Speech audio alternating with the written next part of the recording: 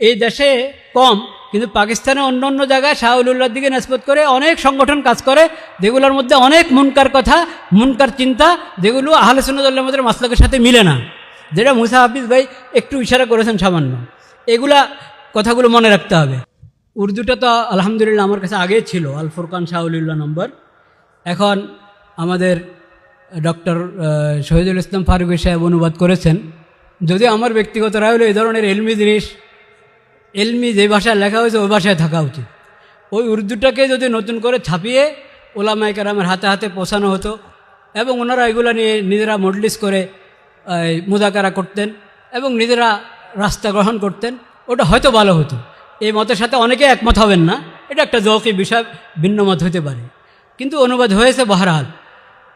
অনুবাদ হওয়ার পরও আমি বলবো, যেহেতু এটা আগাগোড়া একটা এলমি বিষয়, কঠিন ফিক্রি বিষয়, সেজন্য ওই বাংলা যারা পড়বেন তারা ওলামায়ে কেরামের কাছে এটা সবক হাসিল করা ভালো হবে।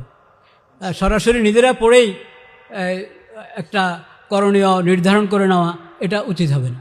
যেমন একটা আমি এটা কত সূক্ষ্ম এলমি বিষয় দেখেন, এখানে আপনার 266 নম্বর পৃষ্ঠা আছে, আফওয়ান 266 নম্বর পৃষ্ঠা আছে, সম্ভবত এটা সাল্লাকানি হবে নাকি, সালাকা ইসলুকুত লাজম নাকি, সাল্লাকানি রাসূলুল্লাহ সাল্লাল্লাহু আলাইহি ওয়াসাল্লাম ওয়া রাব্বানি বিয়াদিহি ফাআনা ওয়াইসিয়ুহু ওয়া তিলমিযুহু বিলা ওয়াসিতাতিন বাইনি ওয়া বাইনাহু সাল্লাল্লাহু আলাইহি ওয়াসাল্লাম। আমি অনুবাদটা করি না, অনুবাদ এখানে আছে, করি নাই অনুবাদ। চিন্তা করেন যে আহলে বেদাত এবং আহলুল আহওয়া এরা এটাকে মানে গলত ব্যবহার করতে চাইলে কত সুযোগ এটাকে গলত ব্যবহার করার। সেজন্য এগুলো হযরত খাস নিজস্ব আবারতে নিজস্ব ইস্তেলায় লিখেছেন, সেগুলো ওলামায়ে কেরামের কাছ থেকেই, এবং এমন আলেমরা যারা এই সমস্ত ইস্তেলাহাত বুঝেন তাদের কাছে হল করতে হবে। নতুবা এগুলো কত ধরনের ফিতনার রাস্তা খুলতে পারে সেটা আল্লাহ জানে। দ্বিতীয় কথা যেটা আমি আরজ করতে চাচ্ছি সেটা হলো হযরত রহমতুল্লাহ আলাইহি, শাহ ওলিউল্লাহ রহমতুল্লাহ আলাইহি যেরকম তাজদিদি কারনামা যেগুলার তালিকা উনি দিয়েছেন, সেই তাজদিদি কারনামার পাশাপাশি কিছু জানিবি কাজও আছে হযরতের।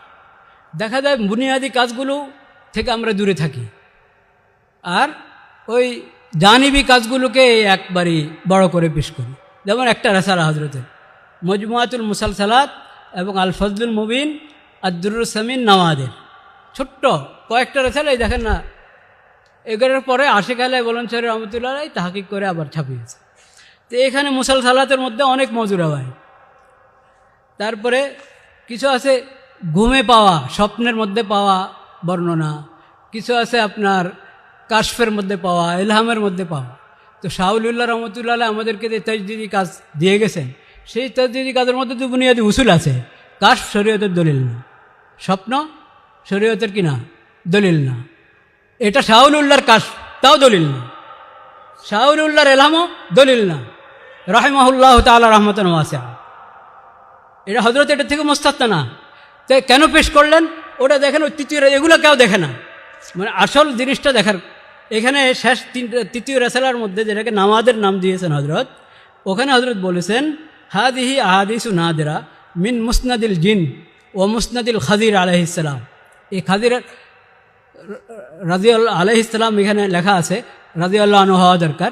তো খাদির রাদিয়াল্লাহু তাআলা আনহু, ওনাকে দিয়ে যত মুলহিদ এবং জিন্দিক ভণ্ড পীরেরা আছে তারা ওগুলাকে পুঁজি করে চলে। ওয়া মুসনাদিল মুআম্মারিন আল মুখতালাফ ফি সুহবাতিহিম, আল মুখতালাফ ফি সুহবাতিহিম না, শুধু যে মুআম্মারিন যে কজনের কথা, ওখানে ওটা ওই ইখতিলাফ কোনো মাকুল গ্রহণযোগ্য ইখতিলাফ না, আদমে সোহবত ওখানে ওটাই মুদাল্লাল কথা। তো হযরত কিন্তু তাসরিহ করছেন, কেন জমা করলেন? ইস্তিগরাবান লাহা লা তানবিহান বিসিহাতিহা। এই ছোট্ট একটা জুমলায় বললাম না, হযরত ইলমি মানুষ, ইলমি ভাষায় কথা বলেন, যে এটা না ধরতে পারবে সে ফিতনা লাগাবে। তানবিহান ইস্তিগরাবান লাহা, গরিব হাদিস, গরিব, ওই গরিব মানে শারনকবার শুধু ওই গরিব না, এটা হলো ইলমুল হেলালের গরিব, যে গরিব মানে এটা মুনকার।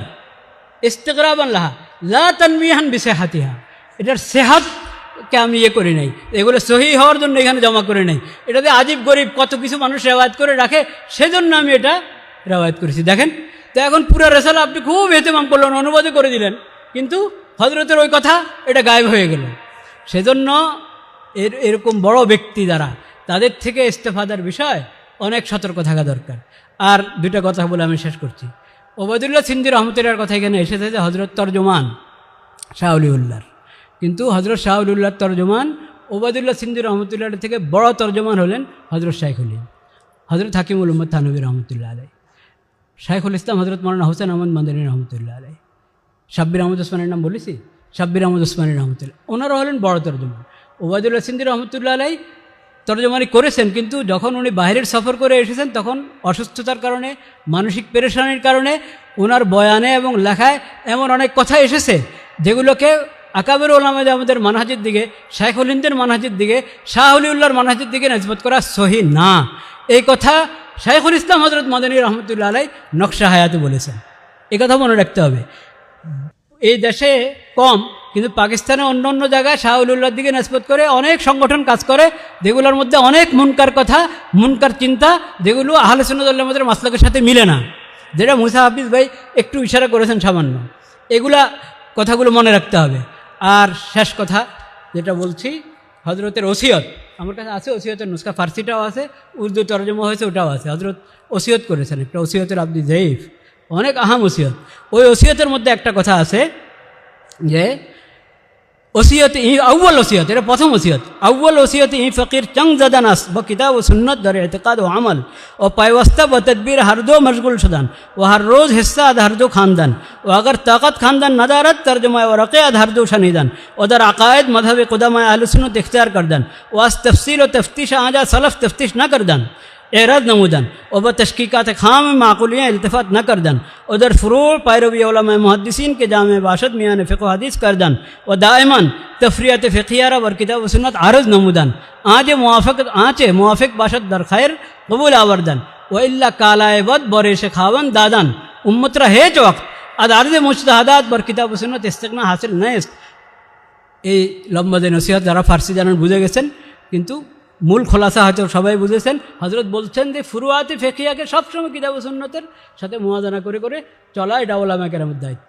এই কথা যদি হয়, হজরত আরেক ওসিয়তে গিয়ে তাসাউফের কথা বলেছেন, তো তাসাউফের কথার মধ্যে